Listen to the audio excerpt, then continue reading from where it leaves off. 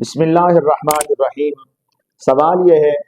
کہ مرنے والے شخص کی طرف سے روزے رکھنے یا نمازیں پڑھنے کی کیا شرعی حیثیت ہے؟ یعنی اگر کوئی ایسا شخص فوت ہو جائے کہ جس کے ذمے کچھ روزے لازم تھے، یعنی اس نے اپنی زندگی میں کچھ روزے ادا نہیں کیے تھے، نہیں رکھے تھے، کسی بیماری کی وجہ سے یا کسی اور وجہ سے، یا وہ کچھ نمازیں نہیں پڑھ سکا تھا کسی بھی مجبوری کے باعث، اب وہ نمازیں اس کے ذمے باقی ہیں، وہ فوت ہو گیا، تو اس کے ورثاء میں سے کوئی شخص اس کی طرف سے روزے رکھ سکتا ہے یا نمازیں پڑھ سکتا ہے؟ تو اس کی کیا شرعی حیثیت ہے؟ یاد رکھیے، کسی کی طرف سے نمازیں پڑھنے یا روزے رکھنے سے حدیث پاک کے اندر ممانعت آئی ہے۔ آپ صلی اللہ علیہ وآلہ وسلم نے کسی دوسرے شخص کی طرف سے روزے رکھنے یا نمازیں پڑھنے سے منع فرمایا کہ جس طرح انسان اپنی زندگی میں، یعنی وہ مرنے والا بھی زندہ ہو تو اس کی طرف سے کوئی عبادت نہیں کر سکتا، روزہ نہیں رکھ سکتا، نماز نہیں پڑھ سکتا، تو اسی طرح اس کے مرنے کے بعد بھی اس کی طرف سے روزہ بھی نہیں رکھا جا سکتا اور نماز بھی نہیں پڑھی جا سکتی۔ یعنی جس طرح ہمارے اوپر نماز فرض ہوتی ہے تو ایک شخص دوسرے سے کہے کہ آج آپ رہنے دیں، میں آپ کی طرف سے نماز پڑھ دیتا ہوں، یا آپ روزہ رہنے دیں، آپ کی طرف سے میں روزہ رکھ دیتا ہوں، تو اس طرح روزہ نہیں ہوتا، نماز بھی نہیں ہوتی۔ تو اسی طرح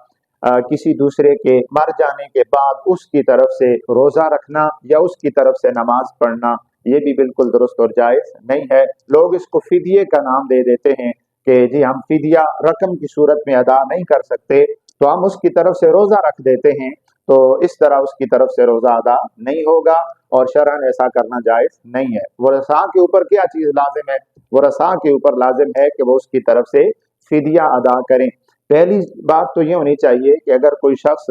اپنی کسی مرض کی وجہ سے روزے نہیں رکھ سکا، نمازیں نہیں پڑھ سکا، تو وہ اپنی زندگی کے آخری دنوں میں خود ہی روزوں کی کا فدیہ ادا کر دے یا نمازوں کا فدیہ جو اس نے ادا کرنا ہے اسے کر دے، کیونکہ اگر ڈاکٹروں سے بتا دیں کہ اب تمہاری صحت کی بحالی جو ہے وہ ناممکن ہے، دوبارہ صحت مند ہونا یہ محال ہے، تو اسے چاہیے کہ وہ اپنے مال میں سے اپنے روزوں کا فدیہ بھی ادا کر دے اور اپنی نمازوں کا فدیہ بھی ادا کر دے، خود ادا کر کے جائے۔ اگر خود نہیں ادا کر سکتا تو اس کے اوپر لازم ہے کہ وہ اپنے ورثاء کو وصیت کرے کہ میرے مر جانے کے بعد سب سے پہلے میرے مال میں سے تم نے فدیہ ادا کرنا ہے، میرے اتنے روزے ہیں ان کا فدیہ ادا کرنا ہے، اتنی نمازیں ہیں ان کا فدیہ ادا کرنا ہے۔ اگر اس نے یہ وصیت کر دی تو اب ورثاء کے اوپر واجب ہے کہ وہ اپنے اس مرحوم بھائی کی طرف سے، والد کی طرف سے، رشتہ دار کی طرف سے